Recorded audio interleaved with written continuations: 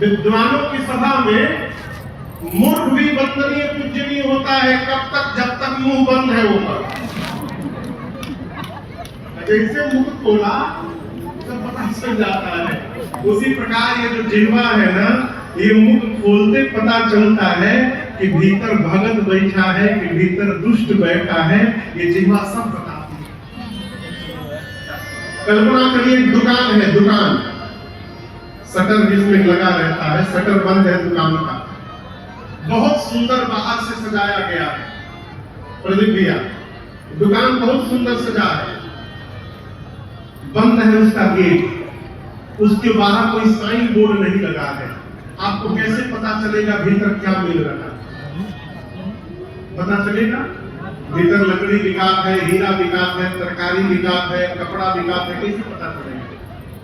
पूछ रहा हूं, बताइए कब पता चलेगा? जब उसका शटर ऊपर किया जाएगा। उसी प्रकार ये दुकान कितना सुंदर हो जाए, जो दुकान है कितना सुंदर हो जाए, जब तक इसका शटर बंद है पता नहीं चलेगा भीतर क्या बैठा है। जिस दिन शटर खुला हो ये पता चलता है कि भगत जी बोल रहे हैं कि यह साधु बोल रहा है। ये जिह्वा पूरा परिचय देती है। कथा में भी कई लोग ऐसे प्रश्न कर देते हैं कि कथा बंद हो जाती है, और कई लोग दुकान में भी बैठकर ऐसा प्रश्न कर देते हैं कि वहां भी 10 मिनट का सत्संग प्रारंभ हो जाता है। ये जिह्वा का परिणाम है। भरद्वाज जी के प्रश्न को सुनकर याज्ञवल्क्य मुनि गदगद हो गए। बाबा कहते हैं, जाकर बलेक बोले मुस्कारे,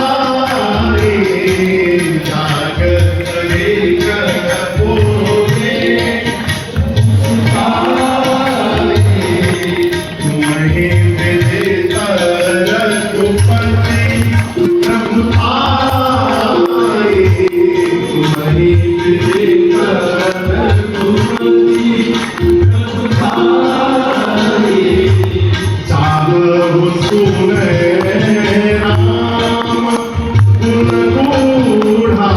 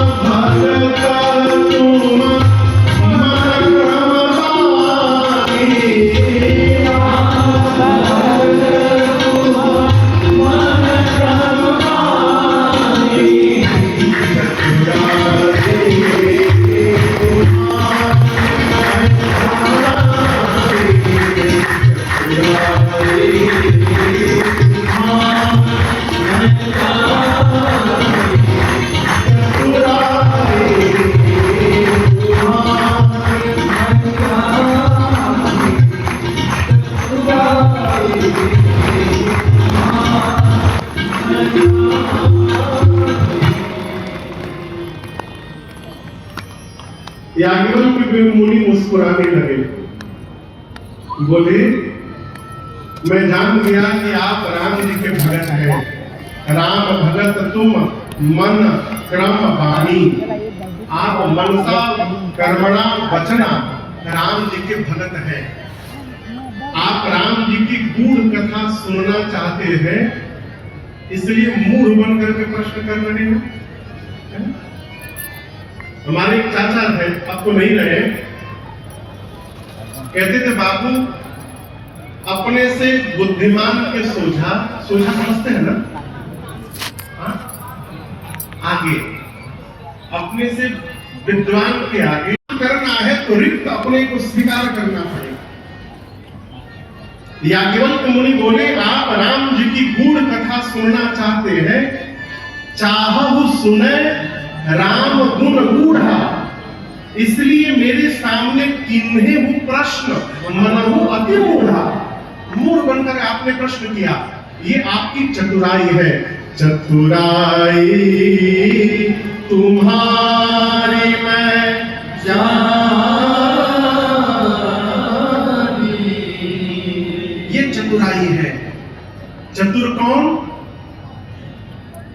जो किसी को ठग ले वो चतुर नहीं, वो महामूर्ख है।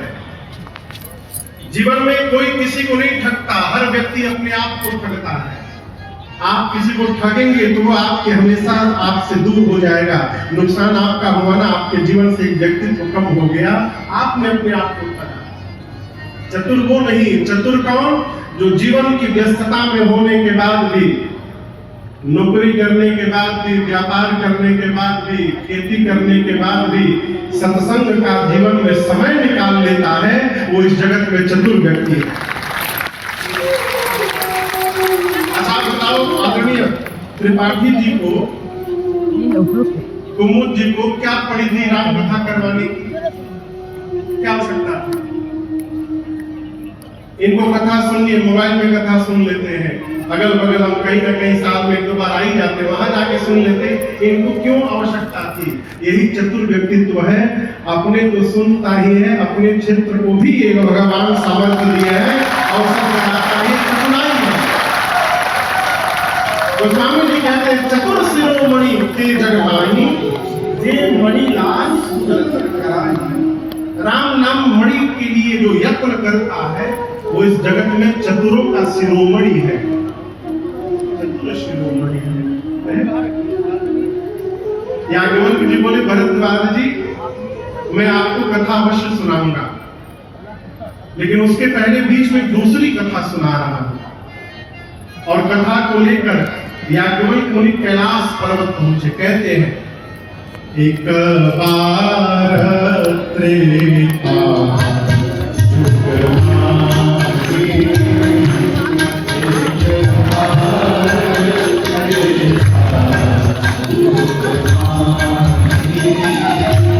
शंभु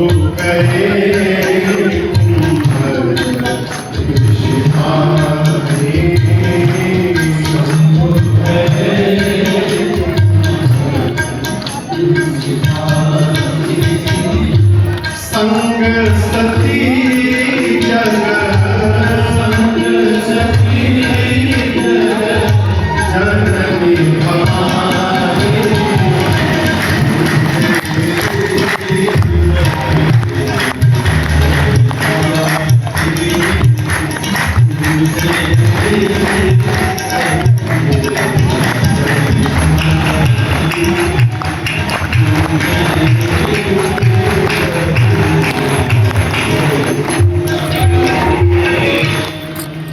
एक बार त्रेता युग में, किस युग में? अभी कौन युग चल रहा है? कलयुग। कलयुग के पहले द्वापर। कौन सा युग? द्वापर के पहले त्रेता युग। एक बार त्रेता युग में भगवान शंकर अपनी अर्धांगिनी सती मैया के साथ, पार्वती मैया के साथ नहीं, किसके साथ? पार्वती मैया ही पिछले जन्म में सती मैया थी। मां सती को साथ में लेकर भगवान शंकर कथा सुनने के लिए कैलाश पर्वत से नीचे उतरे और दंडकारण्य में अगस्त्य मुनि के आश्रम में गए। देखिए, शंकर भगवान को भी प्राप्त करना हो तो नीचे उतरना पड़ता, बिना नीचे उतरे जीवन में कुछ मिलने वाला नहीं है। और एक बात ध्यान रखिएगा, नीचे उतरना कहां से है? तो अभिमान के पहाड़ से नीचे उतरना। एक पद की अंतर है भजन का।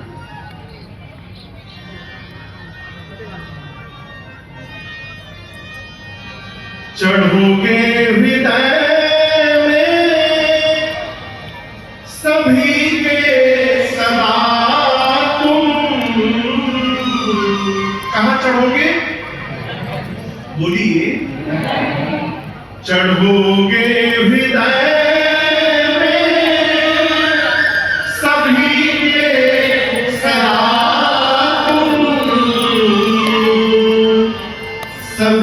के सदा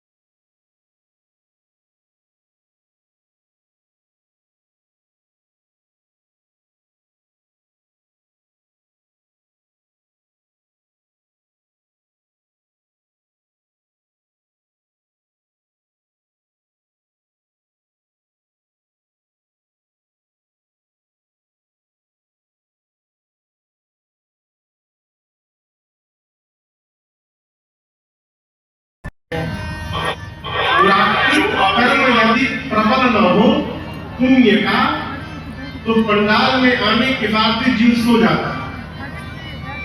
कई लोग आकर कैलकुलेशन करेंगे, इतना बड़ा पंडाल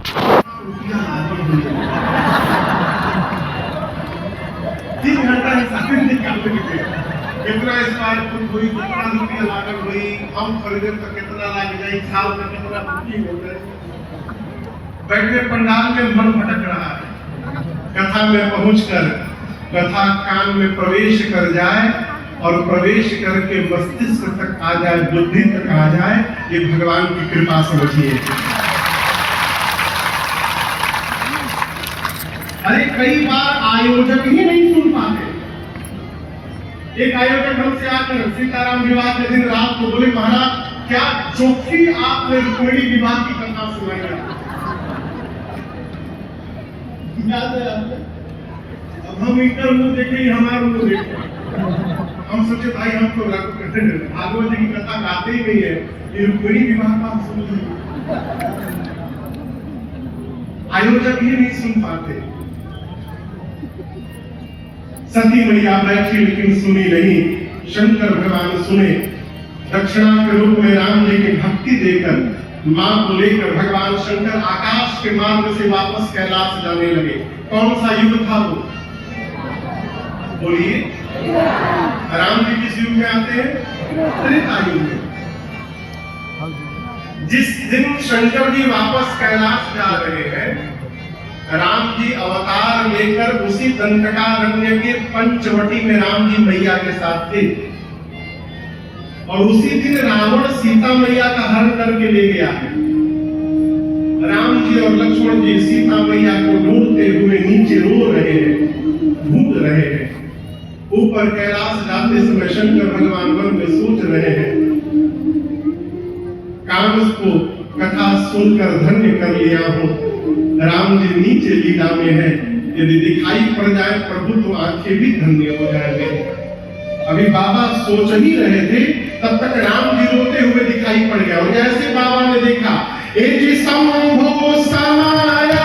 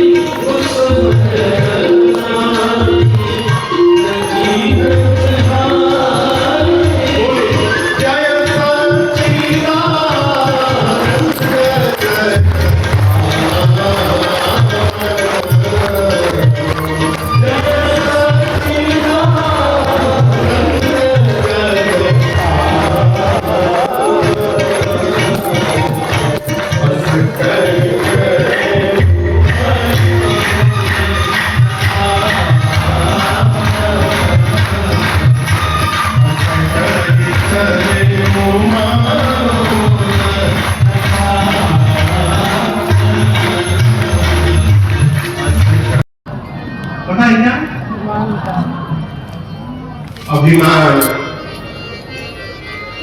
एक बड़ा खतरनाक विषय है। अधिकार जीवन में प्राप्त हो जाए, पद यदि प्राप्त हो जाए तो अभिमान अवश्य आता है, अच्छे को आ जाता है। इससे बचने का उपाय क्या है? जीवन में कुछ भी प्राप्त हो जाए ना, ये मानिए ही मत कि आपकी तपस्या का परिणाम है।